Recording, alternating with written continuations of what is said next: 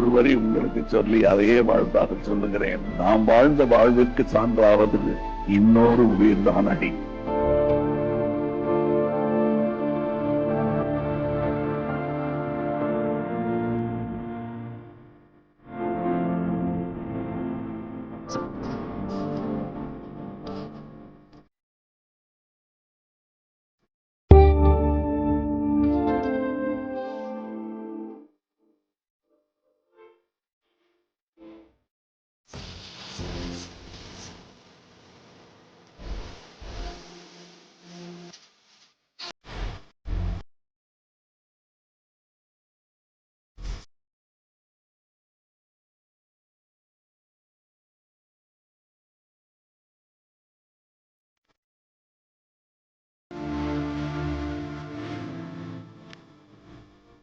ஒரு கணவன் மனைவிக்கு இந்த தருணத்தை விட சந்தோஷத்தை கொடுக்கிற வேற ஒரு மொமெண்ட் இருக்க முடியுமா?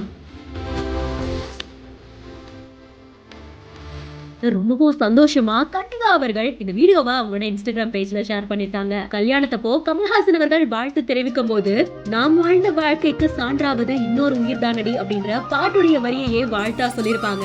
அந்த வாழ்த்தோட சேர்ந்து அது இப்போ நடந்திருக்கு அப்படின்ற சந்தோஷத்தையும் ஷேர் பண்ணிருக்காங்க.